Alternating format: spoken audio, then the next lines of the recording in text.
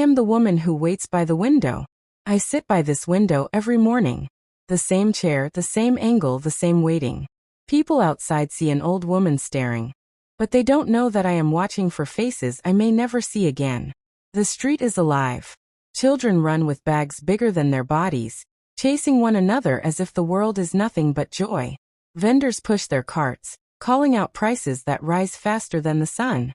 Neighbors come and go, doors banging, voices floating through the air. And me? I sit here, quiet, unmoving, invisible.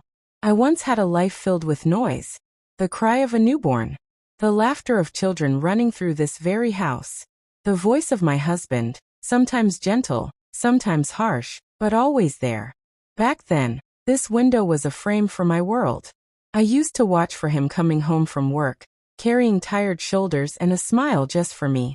I used to watch for my children walking back from school, dragging their feet, but running faster when they saw me at the door. Now I watch for nothing. Yet I still wait. That's the curse of habit, I suppose.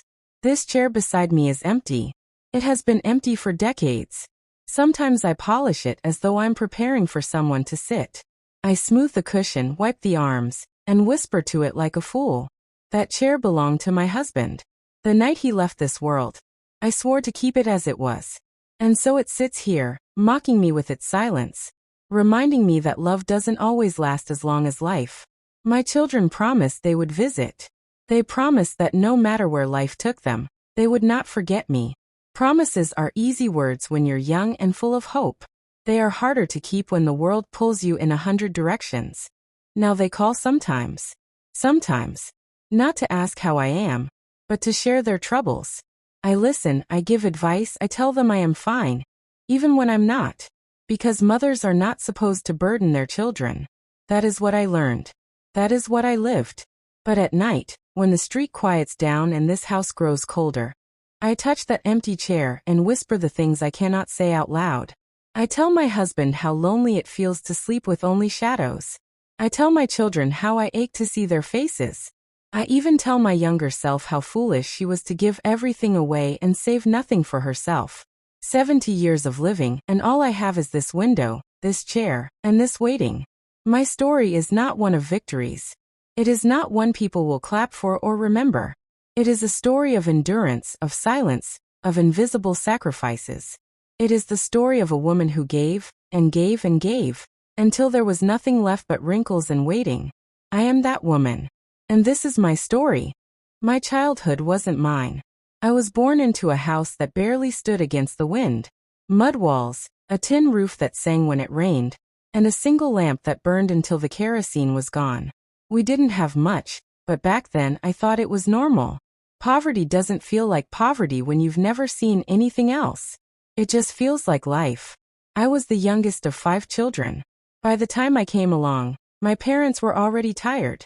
Tired from working, tired from worrying, tired from carrying more mouths than they could feed. My brothers were always given the bigger portions, the newer clothes, the chance to keep studying.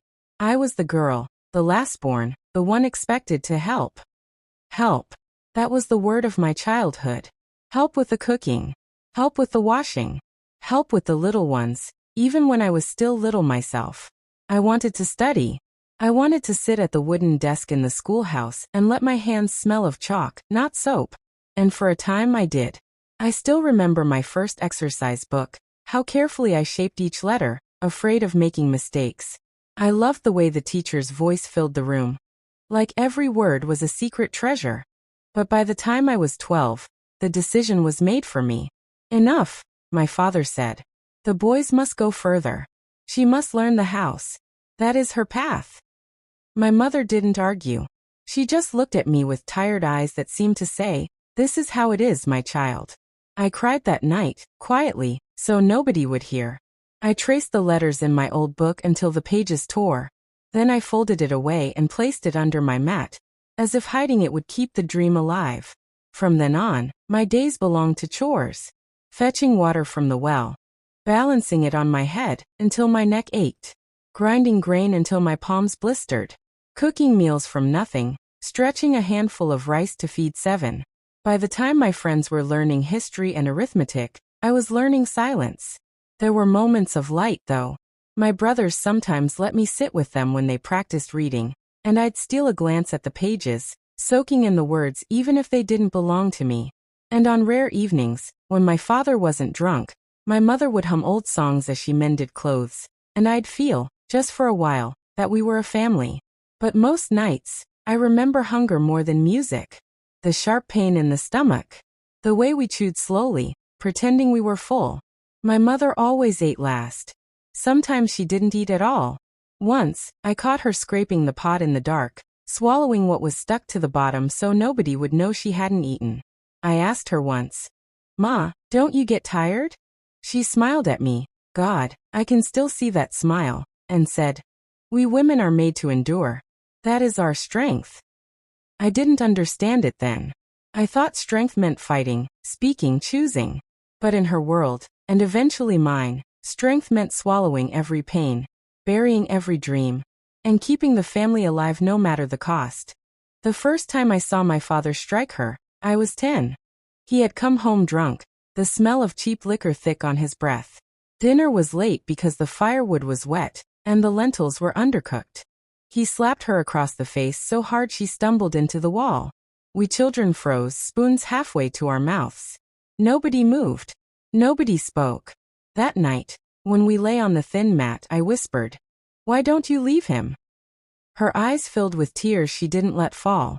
Where would I go? Who would take me? Women don't leave, child. We stay. We survive. Her words burned into me. I didn't know then how deeply they would shape the rest of my life. I grew up quickly. By 15, I knew how to cook 3 meals a day, mend clothes, soothe a crying child, and silence my own tears. My childhood slipped away quietly, like a bird flying out of an open window.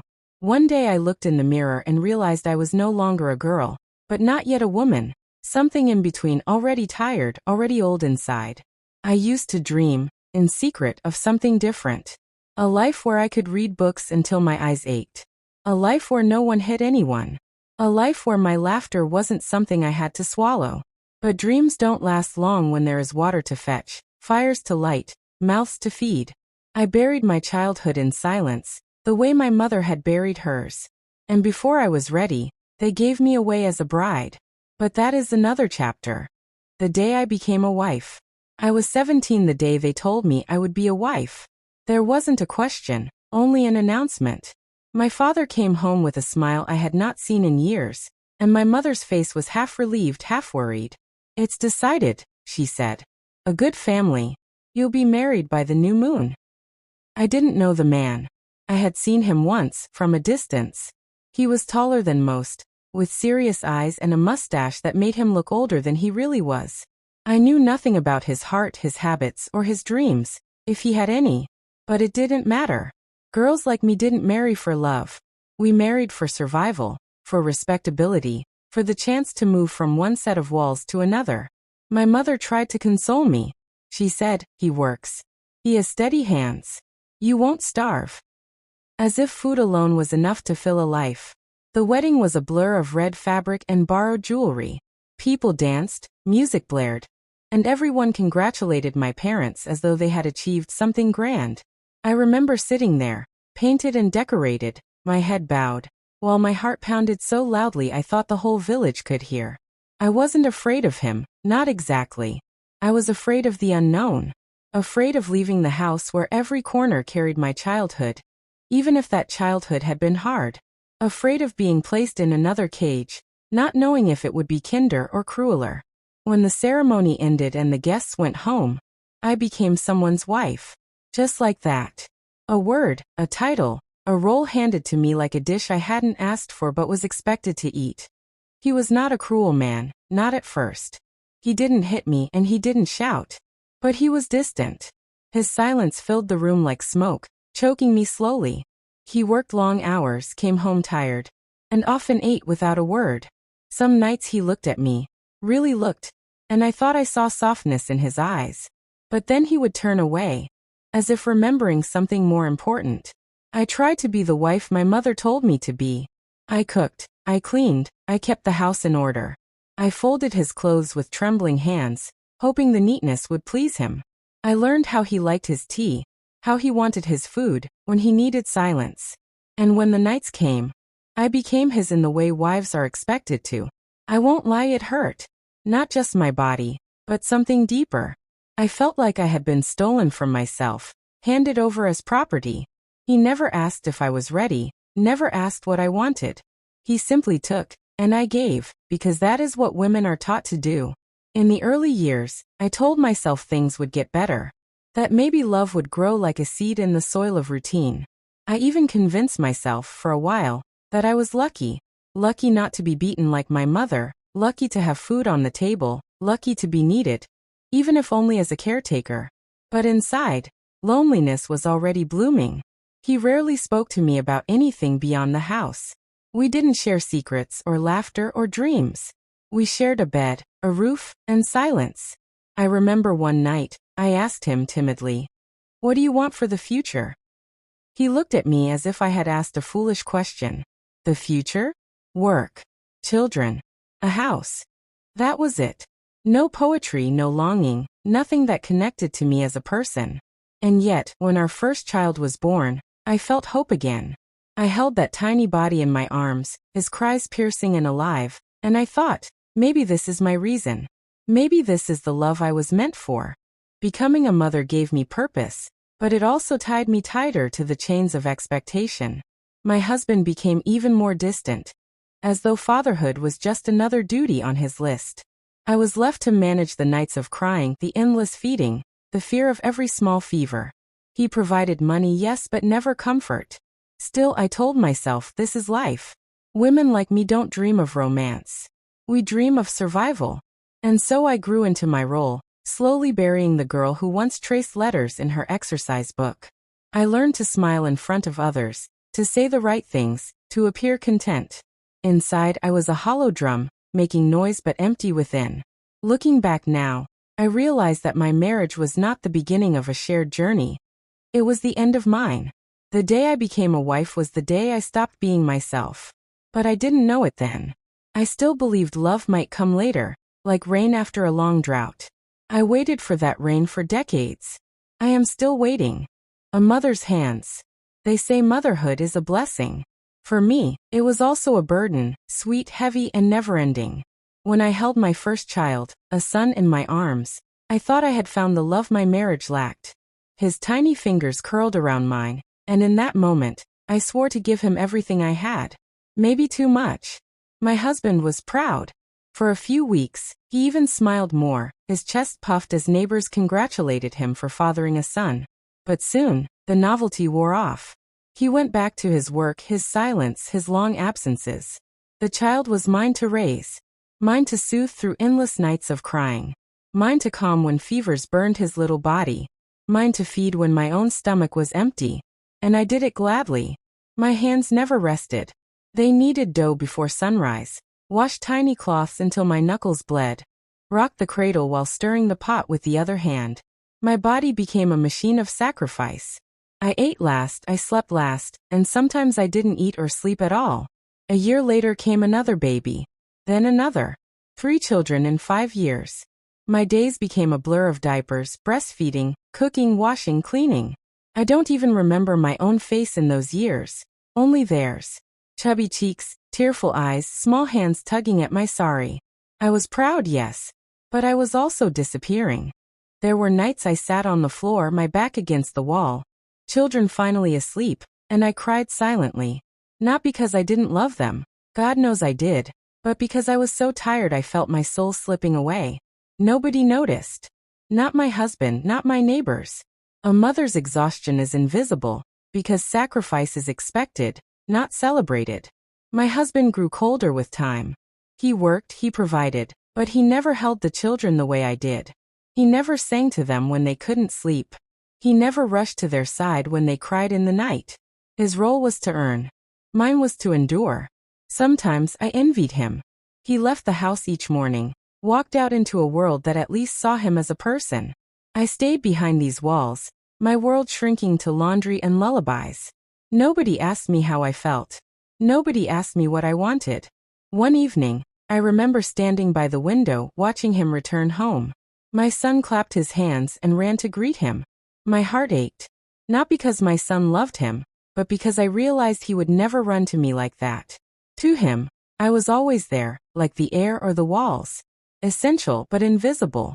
The years went by quickly, yet they felt endless.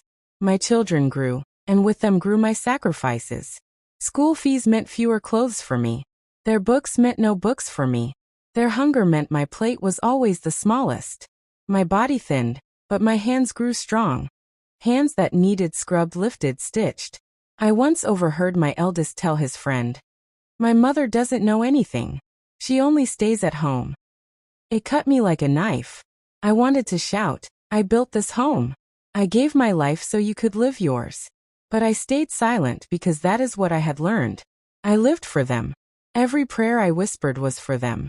Every ache I ignored was for them. Every breath I drew was for them. But children grow, don't they? And when they grow away. At first, it was small things. My daughter refusing to eat the food I cooked because she wanted what her friends had. My son asking for money without even looking at me. My youngest locking himself in his room. Lost in a world I didn't understand. Still I kept giving. I thought love was like water. The more you pour, the more it fills. I didn't know that sometimes it just seeps away, leaving you empty. By the time they became adults, I was already an old woman inside. My back bent, my hair grayed, my hands cracked. They hardly noticed. They were busy with exams, jobs, love lives. And me? I was still in the kitchen, still by the cradle, except now the cradle was empty and the kitchen was quiet. My hands, once so busy, now trembled with uselessness. They had outgrown me. That's the curse of motherhood, isn't it? You raise them to leave you. You pour yourself into them so completely that when they walk away, they take all of you with them. My husband, too, drifted further. His silence became heavier, his presence colder. We lived together, but we were strangers sharing a roof. I used to sit by the window at night, waiting for someone, anyone, to ask me how I felt. No one did. So I poured my heart into my children, even as they pulled away. I told myself they will come back. They will remember me. They will see me one day. But deep down a small voice whispered, or maybe they won't. Loss taught me loneliness. I always thought I knew loneliness. I thought it was the silence of my husband, the indifference of my children, the endless days of labor with no thanks. But true loneliness came the day I lost him. Not my husband. My son. My firstborn. He was only 26. Full of life, full of plans, full of words I never got to hear fully. A road accident, they said. A single call that changed everything. I still remember that morning. I was sweeping the yard when a neighbor came running. "Come quickly," she said, her voice shaking. "There's been an accident." My broom fell from my hands, and before I even asked who, my heart already knew. At the hospital, I saw his body covered with a white sheet. My boy. My baby. The same one whose first cry I once silenced with my breast. The same one I carried on my hip until my bones ached. The same one who used to call me Amma with a voice that filled the house. Now he was still. Cold. Gone. I screamed. I don't even remember the sound I made, but I know it came from somewhere deeper than my chest. From my womb, from the very place he was born. People held me back, told me to be strong. But how do you tell a mother to be strong when half her soul has been ripped away? My husband stood stiff, his face hard, his eyes dry. He didn't touch me, didn't cry, just kept saying, "It was fate. What can we do? What can we do?" Nothing.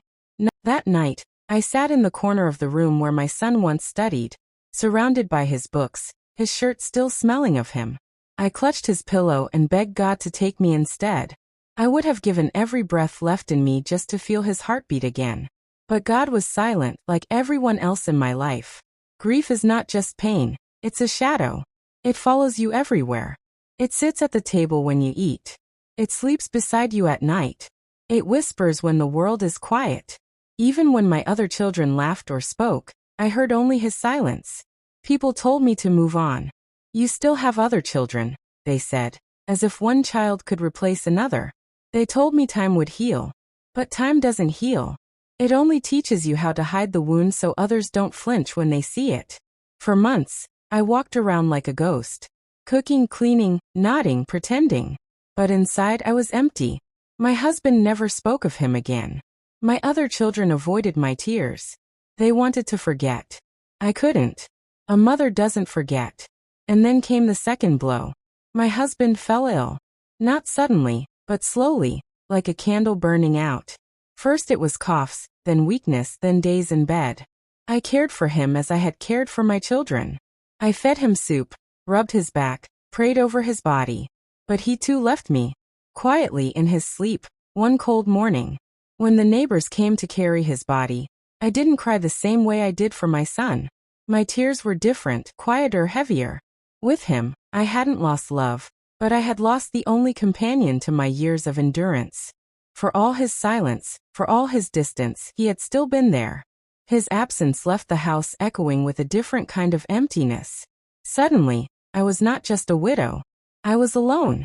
My children had their own lives by then.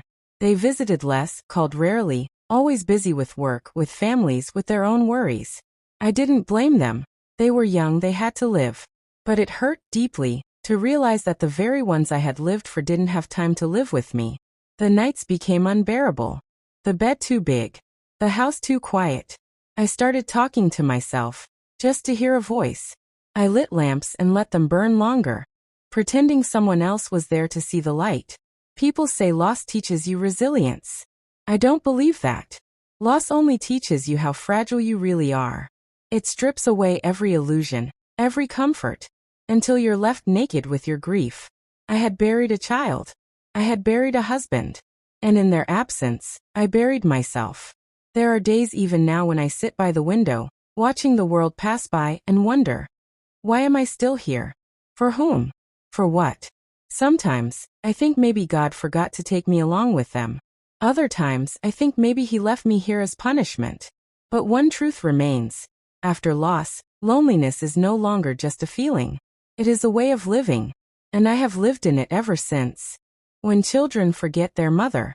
I once believed children never forget their mothers. I thought the bond of blood, of sleepless nights and sacrifices, was unbreakable. But I was wrong.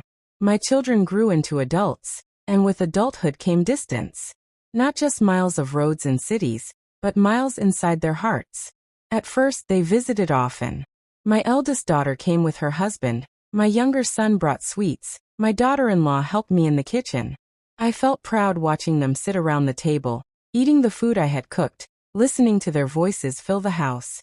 But as the years passed, the visits grew fewer. Phone calls replaced footsteps, and even those became short, hurried, distracted. "Amma, I'm busy." "Amma, I'll come next month." "Amma, I'll call you tomorrow." Tomorrow rarely came. When they did come, I noticed something that pierced me deeper than silence. Impatience. They looked at their watches while I spoke. They sighed when I asked questions. They avoided my eyes when I told them I was lonely. I had given them everything, my youth, my body, my dreams, and yet, now I was only a burden. One afternoon, I overheard my eldest son speaking to his wife in the next room. He thought I was asleep. "She can't live alone much longer," he said. "Maybe we should send her to the old age home." The words broke me. Old age home. Like I was luggage too heavy to carry. Like I was an object to be stored away. I pressed my hands against my mouth to keep from crying out. That night, I prayed for death. I told God, if I am only a burden now, take me before they push me out of their lives completely. But God, as always, stayed silent. My children love me, I know they do, but love changes. Their love now is a duty, not a desire. They call because they feel they must, not because they want to hear my voice. They visit on festivals, not on ordinary days. They buy me gifts instead of giving me time. Do they not know that what I want is not gold, not clothes, not sweets, but their presence? Their laughter in my home again. Their heads resting on my lap like when they were children. Their voices calling Amma with warmth, not obligation. Sometimes, I sit with old photographs. I trace their faces with trembling fingers, remembering the children who once ran into my arms.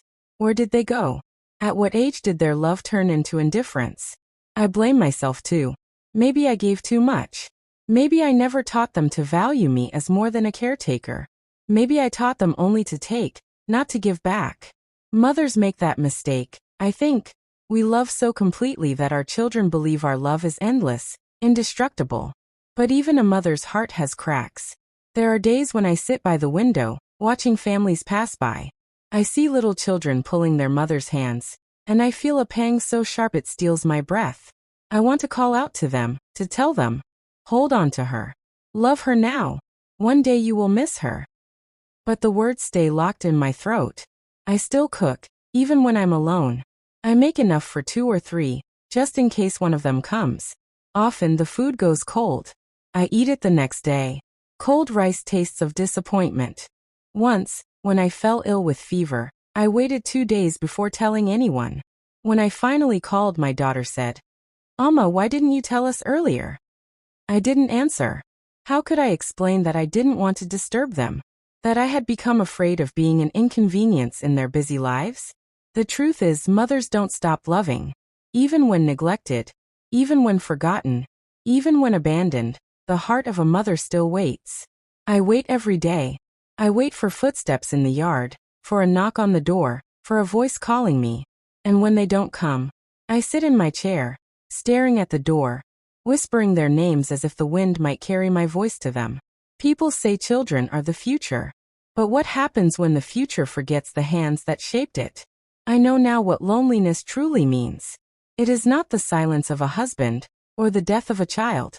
It is sitting in a room you built with your own hands, surrounded by memories, while the living pieces of your heart walk freely outside and never look back. I am still here. I am still waiting. But I am no longer sure if they will ever return. Not to me. Not to the mother who gave them everything. The mirror shows a stranger. For many years, I didn't have time to look at myself. My days belonged to others. Husband, children, house. My body was just a tool, my face just a mask. I lived in service, not in reflection. But now, with long hours of silence and empty rooms, I find myself in front of the mirror more often. And what I see startles me. The woman looking back at me is not the girl who once traced letters in her exercise book. She is not the young bride painted in red, trembling with fear. She is not even the mother rocking babies to sleep. No. She is older, smaller, fading. Her hair, once thick and black, is now thin and gray, strands falling like whispers on the floor. Her skin, once smooth, carries maps of wrinkles, lines carved by years of tears, laughter swallowed, and sleepless nights. Her hands, oh her hands! They are cracked, veins rising like roots of an old tree. Hands that once held life now tremble just to lift a cup of tea. Sometimes I touch my face in the mirror, trying to find the girl I once was. But she is gone, buried under decades of sacrifice. All that's left is this stranger. I am not afraid of aging. No, what frightens me is fading. Becoming invisible, irrelevant, forgotten even by myself. When I was younger, people looked at me. For beauty, for duty, for usefulness. Now their eyes pass through me. Shopkeepers speak to my children instead of me. Neighbors greet me with pity, not respect. Even my own reflection looks uncertain, as if asking, "Who are you?" The mirror has become my cruelest companion. It shows me every year I lost in silence, every dream I buried, every smile I pretended. It does not lie. And the truth is, I no longer recognize the woman I see. There are moments when I try to reclaim her.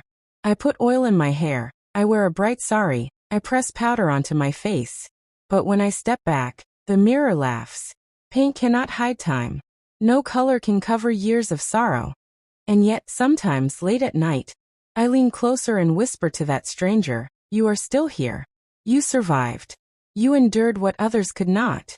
That, perhaps, is the only beauty left to me. Resilience carved into bone and skin. Not the kind of beauty people praise, but the kind only I know, the kind born from survival. But survival comes with loneliness. My children don't notice the changes in me. They are too busy. When I mention my aching back or weak eyes, they nod politely and change the subject. They don't see that every ache is a reminder of time slipping away. Sometimes I wonder, if I died tomorrow, who would cry? Would they weep as I wept for my son? Or would they simply arrange the rituals, say the prayers, and move on with their busy lives? The mirror does not answer. It only shows me the truth. Time has stolen my youth, my beauty, my strength. And yet, I am still alive, waiting for someone to see me, really see me, before I vanish completely. I think of my mother often when I stand before the mirror. I remember her tired eyes, her wrinkled face, her bent back. As a girl, I didn't understand her silence. Now I carry the same silence in my body. I have become her. And perhaps, one day, my daughter will become me. The cycle of women who give everything, and keep nothing for themselves. The mirror is cruel, yes. But it is also honest. And maybe honesty is all I have left.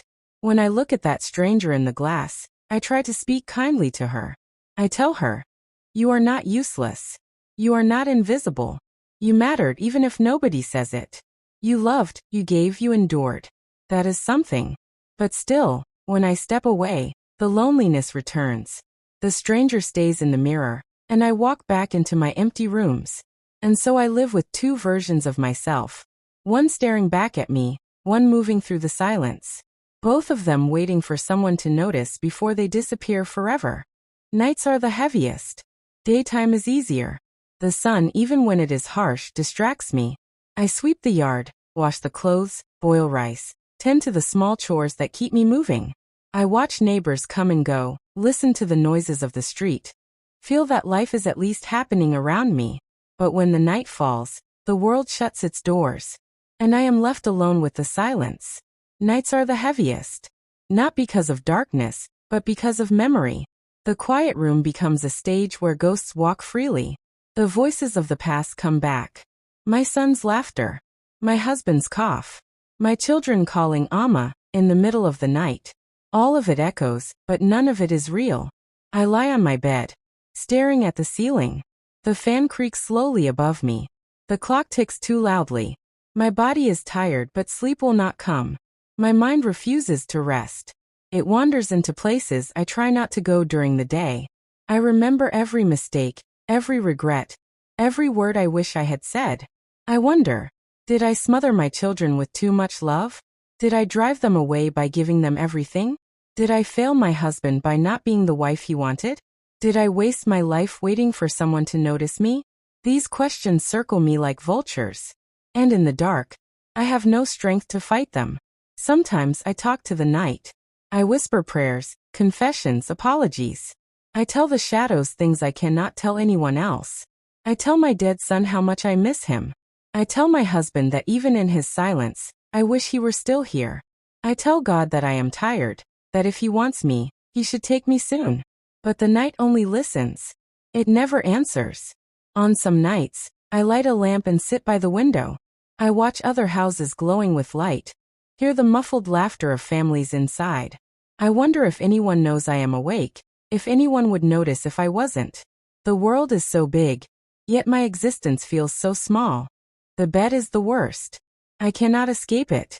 It is too big for one body, too cold, too quiet.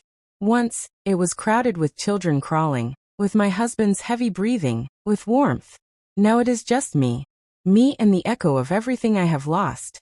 I turn from side to side, searching for a comfortable position, but comfort does not come. Not to the body, not to the heart. The heaviest nights are when I dream. In dreams, my son is alive. My husband is sitting at the table. My children are small again, running into my arms. In dreams, I am needed, I am loved, I am whole. But dreams are cruel. Because when I wake, I lose them all over again. Sometimes I think, maybe I should stop sleeping altogether. Maybe it would hurt less to live only in waking silence than to wake again and again to fresh loss. I used to fear the dark as a child. I thought monsters lived in it. I was right in a way. The monsters are not creatures with claws. They are memories, regrets, and loneliness. And they come every night without fail. Neighbors tell me, you should listen to music or watch television. But music makes me cry, and television feels like noise meant for someone else's life. Nothing fills the silence that grows inside me at night. So I lie there, listening to my own heartbeat, wondering how many more nights I will survive. There is a saying, day belongs to the world, night belongs to the soul. If that is true, then my soul is drowning. Because in the night, All the weight I carry in silence during the day comes crashing down on me. Every sacrifice, every loss, every forgotten dream. It all visits me when the world sleeps. And I cannot escape. The truth is, the nights are not just heavy. They are endless. Every night feels like a lifetime. And when the dawn finally comes, I am not rested. I am only relieved to have survived until the light returned. But I know tonight and tomorrow night, and all the nights after, the silence will return. And with it, the ghosts of everything I once loved. The world moves on without me. When I was a girl, the world moved slowly. Days stretched long, nights lingered, and life repeated itself in a steady rhythm. Fetch water, cook meals, sweep the floor, tend to family. The seasons changed, but the pattern stayed the same. Now at 65, the world rushes past me like a train I cannot catch.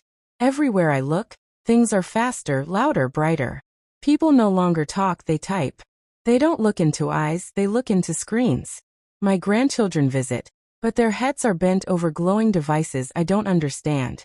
They laugh at things I cannot see, things inside that small screen. They barely hear me when I speak. I try to ask, "What are you watching? Who are you talking to?" But they shrug. "It's nothing, Amma." Nothing. How can something that steals their attention from me be nothing? Once my voice filled the house. My words mattered. My advice was sought. My stories were heard. Now I feel like background noise, like the ticking of the old clock on the wall. Always there, but never noticed. The world outside my door doesn't wait for me either. Shops I once knew have closed. The neighbors I grew up with are gone. Replaced by strangers who nod politely but don't stop to talk. Even the streets look different. Bigger houses, taller buildings, endless traffic. I used to know everyone who walked past. Now faces blur, names slip, and I realize I am a stranger in the same place I have lived my whole life. Once, when I went to the bank, the young clerk spoke so fast I couldn't follow. "Press this. Sign here. Enter the number." His impatience stung. I wanted to tell him I once counted money by candlelight, stretched a few coins to feed a family, kept a household alive with less than what he spends on coffee. But I stayed quiet, embarrassed by my ignorance of machines. That's the cruelty of age. Not only does the world move on, it makes you feel foolish for not keeping up. My children say, "Amma, you don't need to worry about these things. We'll handle it." But what they don't understand is that every time they say it, I feel myself shrinking. Less capable. Less useful. Less me. I hear them laugh about me sometimes. "She doesn't know how to use WhatsApp. She doesn't even know how to video call." They don't mean harm, but it hurts. I want to shout, "Of course I don't know. My life was spent cooking your meals, washing your clothes, saving your futures. Nobody gave me time to learn machines. Nobody asked if I wanted to. The world moves forward, and I remain behind. Like a tree whose roots are too deep to follow the wind." What's worse is how people treat the old. Once, elders were respected. Their words carried weight. Now we are seen as slow, outdated, irrelevant. People listen with half an ear, already distracted. They smile politely but don't really care. I notice it even with my own children. They nod when I speak, but their eyes are elsewhere. Sometimes, I stop talking in the middle of a sentence, just to see if anyone notices. Most of the time they don't. It is a strange feeling, to be alive but already invisible. The hardest part is realizing that while the world moves on, I remain stuck in the past. I still cook recipes my mother taught me. I still hum old songs. I still tell stories nobody wants to hear. My memories are heavy, but they are all I have. Sometimes, I wonder if life is like a circle. Children grow, parents fade, and the cycle repeats. But I had hoped, foolishly perhaps, that my children would carry me forward with them, not leave me standing at the edge of the road. Now I sit on my porch and watch the world hurry past. Cars, phones, laughter, plans. None of it belongs to me. None of it waits for me. The truth is simple, and it hurts. The world doesn't stop for anyone. Not even for a mother who gave it everything she had. The body betrays me. Almost equals 1,050 words. When I was young, my body carried everything. Water pots balanced on my head, baskets of laundry on my back, children clinging to my hips. My arms kneaded dough. My legs walked miles. my back bent without breaking. I thought I was strong. I thought my body would always obey me. But now it betrays me. The knees ache first. Every step feels heavier, every climb like a mountain. Sometimes, just standing up from a chair makes me gasp. My hands tremble when I lift a cup. My eyes blur when I try to thread a needle. My ears no longer catch every word, and I nod even when I don't fully hear, just to avoid asking again. The betrayals are small at first, but they pile up. A cut that takes too long to heal. A fever that leaves me weak for weeks. Nights when my heart pounds strangely, as if reminding me it could stop any time it wants. And the worst part? The shame. Once, I was the caretaker. The one who rushed when my children cried. The one who cooked meals even in sickness. The one who endured. Now I cannot even lift a heavy bucket. My daughter scolds me. "Alma, don't strain yourself." My son sighs. "Alma, sit down, we'll do it." They mean well, but I feel useless. I never wanted to be a burden. Yet here I am, depending on others just to open jars, to fetch things from the top shelf, to walk across the street. Every request tastes bitter on my tongue. There is a humiliation in asking for help with things you once did without thought.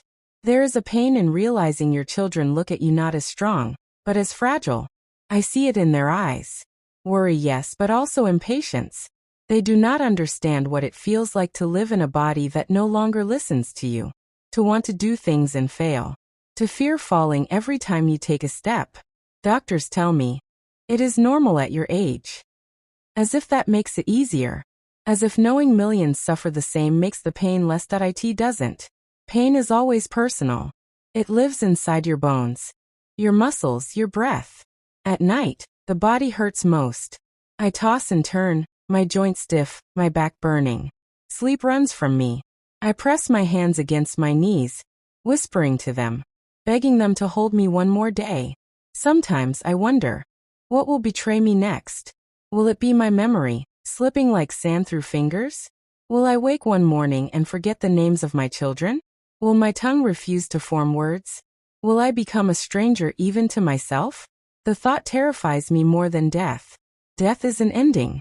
But losing yourself while still alive, that is a cruelty I pray God spares me. I used to laugh when old women warned, "Don't grow old. It is suffering." Now I know they were telling the truth. Aging is not just years added. It is pieces of yourself stolen one by one. First your speed, then your strength, then your beauty, then your dignity. I think back to the girl I was running barefoot through the fields, hair flying, body light as air. Where is she now? Buried beneath these aching bones. I want to tell her, enjoy it. Run longer. Laugh louder. Don't waste a moment. Because one day, you will long for the body you took for granted. I try to accept it. I tell myself, this is natural. Everyone ages. But acceptance does not ease the sting of dependence. It does not silence the fear of what comes next. Sometimes, when my body fails me, I feel like a prisoner inside myself. My mind still wants to move, to do, to give. But my hands shake, my knees refuse, my back screams. I am trapped inside this aging shell, watching the world move around me. The body that once carried others can no longer carry itself. That is the deepest betrayal. When you are young, death is a shadow far away. You see it touch others, but never think it will touch you. Life feels endless, like a road that stretches forever. But at my age, death no longer hides. It sits beside me quietly, like an old visitor who has made himself comfortable, waiting for the right moment to take me. I do not fear it anymore. I am too tired for fear. I fear the suffering that may come before it. The weakness, the loneliness, the pain, but not death itself. Death, to me, feels like rest. A sleep without restless turning. A silence without regret. I think often of my son. The one I buried with my own hands. He is waiting somewhere, I tell myself. Sometimes I dream of him calling me. His voice young, bright, free of the sickness that took him. When I wake, my pillow is wet, but I hold on to that dream. Maybe death will return him to me. I think of my husband too. We did not have a perfect marriage. There was distance, silence, misunderstandings. But he was my companion through years of struggle. His absence is a hollow I can never fill. Perhaps in death, I will find him again. Perhaps we will sit together in peace, with no harsh words, no unmet expectations. Only quiet understanding. People don't like when I speak of death. My children hush me. Amma, don't talk like that, they say. But they don't understand. It is not despair. It is acceptance. When you have lived this long, you make peace with endings. You stop expecting miracles. Some nights, I pray not for longer life, but for a gentle death. Not in a hospital bed with tubes and machines. Not in a room where no one listens. Just quietly in my sleep, slipping away like a candle flame. But God does not answer such prayers quickly. He keeps me here, perhaps to suffer more, perhaps to teach me patience. I do not know his reasons. I only know my body grows weaker each day, and my heart grows heavier. I wonder what people will say when I am gone. Will they remember me only as Amma, Achi, that old woman? Or will they remember the girl I once was, the sacrifices I made, the nights I stayed awake to keep them safe? Will my grandchildren even recall my face when they are grown? Or will I fade into a blur, replaced by their busy lives? Death does not frighten me. Being forgotten does. Sometimes I sit with my saris, folding them slowly. I wonder who will wear them after me. Will my daughters keep them, or will they give them away to strangers? I run my fingers over the cloth, remembering all the days I wore them. Weddings, funerals, markets, festivals. The cloth holds more of my life than anyone else. I keep a small box too, filled with my treasures. Photographs, letters, a broken bangle, a lock of my son's hair. When I die, someone will open it, glance at the contents, and throw most of it away. They will not know the weight each object carries. They will not feel what I felt. That is the cruelty of death. The things that shaped you become meaningless to others. Still I wait. Waiting for death is like waiting for a guest who has promised to come but never says when. You keep the door unlocked, you keep looking out, but the days pass. Sometimes you grow restless. Other times you grow numb. And yet there are moments, even now, when I feel a strange gratitude. Gratitude that I lived long enough to see my children grow, to hold my grandchildren, to endure. Gratitude that despite all the sorrow, I still breathe. Maybe that is why God keeps me here. Not to punish me, but to remind me, life even when heavy, is still life. So I wait. Not with fear. Not with joy. Just with tired acceptance. When death comes, I will not fight. I will take his hand and let him lead me, hoping he carries me back to the ones I have lost. Until then I endure. If I could go back and meet the girl I once was, I would not scold her. She already carried too much fear, too much silence. I would take her face in my hands and say, "Don't lose yourself. Don't bury your dreams under duty. Love your children, yes, but love yourself too. Don't wait for others to see you, see yourself. Don't waste your laughter. Don't waste your time." I would tell her that beauty fades, strength fades, but the soul remains hungry. Feed it while you can. Learn, sing, write, walk where you wish. Don't believe that sacrifice alone makes life meaningful. Sacrifice without self-love only leaves you empty. And I would whisper, life is shorter than you think. Hold on to joy wherever you find it. One day you will sit in a room of silence, wishing you had lived louder. But the girl I was cannot hear me. She is gone, swallowed by years I cannot reclaim. So I speak now, not to her, but to anyone who still has time. Do not wait. Do not waste. Do not disappear as I have.